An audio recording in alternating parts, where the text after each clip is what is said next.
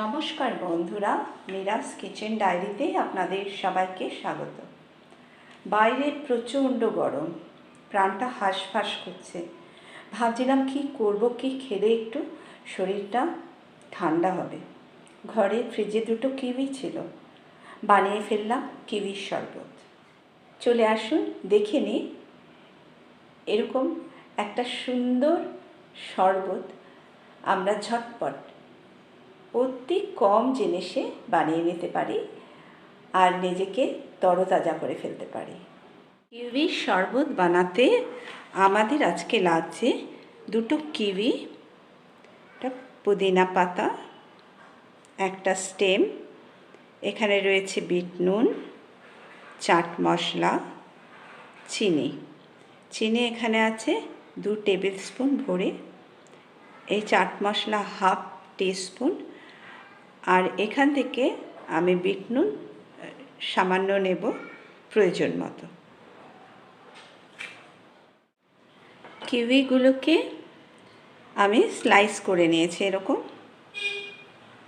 এইবারে জারের মধ্যে আমি প্রথমে কিউই দিয়ে দিচ্ছি।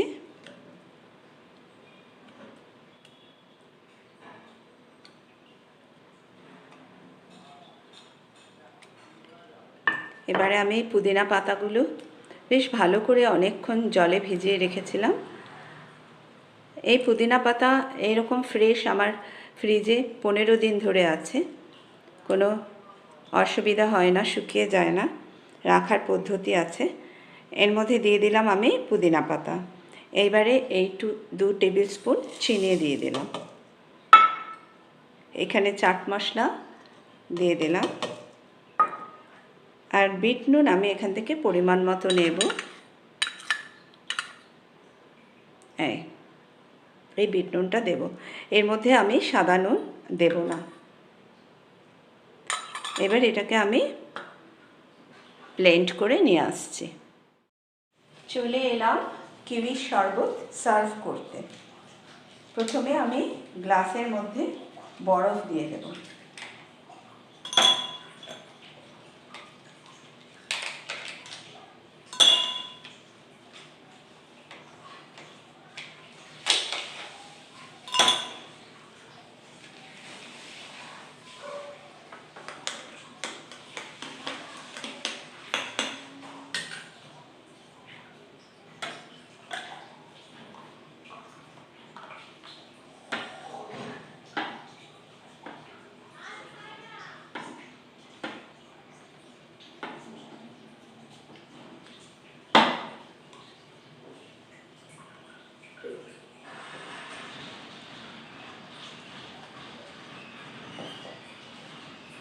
এবার এটাকে একটু ডেকোরেশন করতে হবে।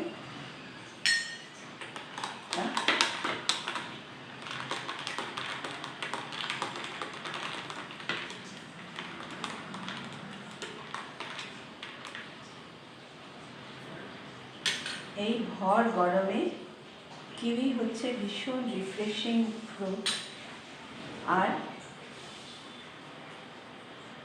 এর উপকারিতা পুষ্টিগুণও অনেক।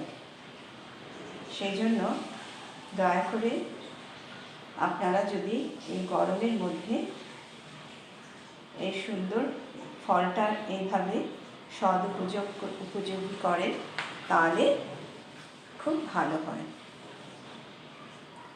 এই ছোটো গ্লাসেও একটা রাখলাম, ছোটো শট, এটা এক ঢোকে খাওয়া হয়ে যাবে। খুব সুন্দর দেখতে লাগছে।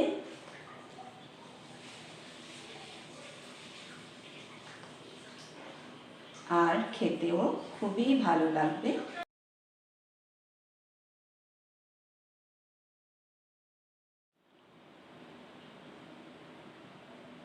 এইবারে ঢক করে এটাকে খেয়ে নেওয়ার পালা, আর প্রাণটা জুড়িয়ে শান্তিতে ঘরে চুপচাপ বসে থাকা।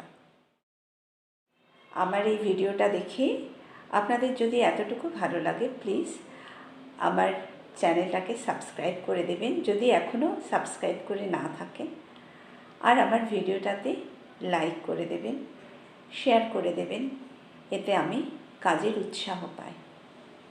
ধন্যবাদ। আবার দেখা হবে সামনে একটা নতুন রেসিপিতে।